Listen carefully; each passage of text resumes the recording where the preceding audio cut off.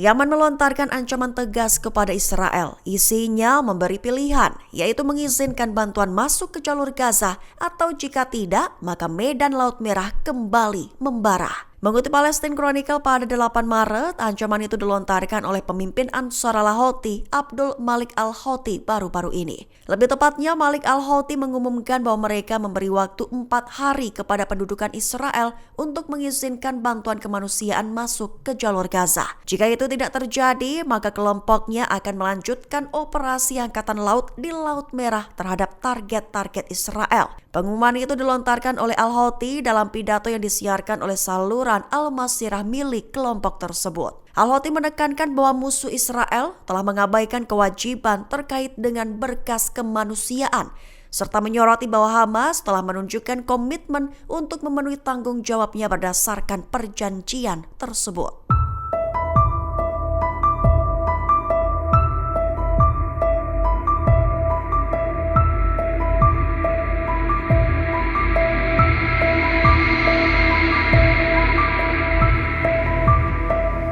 Jihad Islam kecam keras aksi pembersihan etnis IDF di tepi barat, menyebut bahwa serangan pasukan Israel itu adalah brutal dengan rencana yang tersistematis. Mengutip memo pada 8 Maret, kecaman itu merujuk pada upaya IDF yang menghancurkan 50 rumah di kamp pengungsi Nur Shams. Dengan begitu, Jihad Islam mengklaim bahwa agresi Israel tersebut adalah serangan brutal yang menyingkap wajah kriminal dari entitas perampas. Menekankan bahwa kejahatan itu merupakan bagian dari rencana sistematis Zionis, di mana tujuannya untuk mengusir rakyat dari tanah mereka dan membersihkan mereka secara etnis. Bahkan bisa mengubah komposisi demografi di tepi barat yang diduduki sebagai persiapan untuk mencaplok dan melakukan Yahudisasi di sana. Jihad Islam menganggap pendudukan Israel sepenuhnya bertanggung jawab atas kejahatan tersebut, menegaskan bahwa rakyat Palestina tidak akan meninggalkan tanah mereka dan tidak akan menyerahkan hak-hak mereka.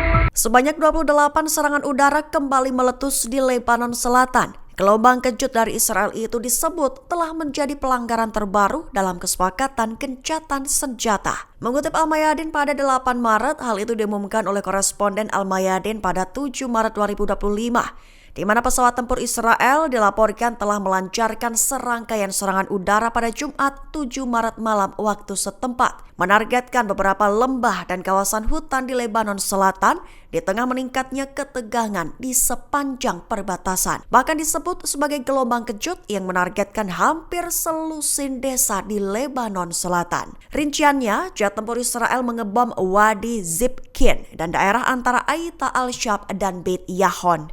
Kemudian serangan tambahan dilaporkan terjadi di dekat Sungai Litani di pinggiran Al-Aisyah. Bahkan IDF juga menargetkan lembah antara kota Ansar dan Zrariyah serta daerah Tibna di pinggiran Baisariyah dengan aktivitas udara berat dilaporkan di sebagian besar Lebanon Selatan terjadi.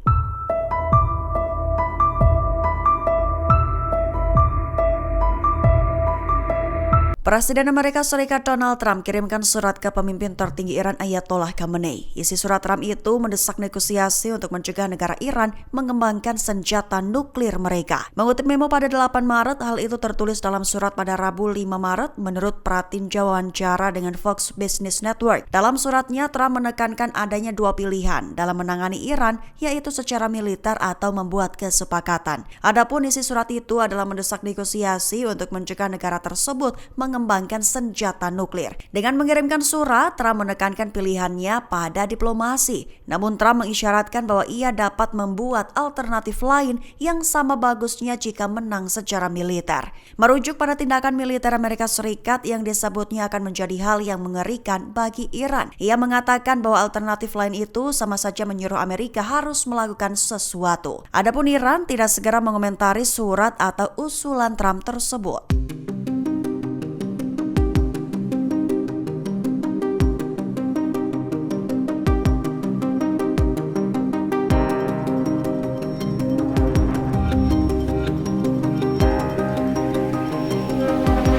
Medan perang di Suriah mulai membara. Imbasnya, sebanyak 162 warga sipil tewas diduga dibunuh oleh pasukan rezim baru. Mengutip Al-Mayadin pada 8 Maret, hal itu diumumkan oleh Observatorium Suriah untuk Hak Asasi Manusia. Dalam laporannya tertulis bahwa sebagian besar warga sipil yang terbunuh di seluruh Suriah pada tanggal 7 Maret dieksekusi oleh pasukan rezim baru Suriah. 5 pembantaian mengakibatkan kematian 162 warga sipil di seluruh provinsi pesisir Suriah, termasuk wanita dan anak-anak. Mayoritas dari mereka disebutnya telah menjadi sasaran eksekusi singkat yang dilakukan oleh personil yang berafiliasi dengan Kementerian Pertahanan Suriah dan pasukan keamanan dalam negeri. Sumber utama mengatakan bahwa tindakan itu menandai eskalasi berbahaya dalam pelanggaran yang sedang berlangsung terhadap warga sipil.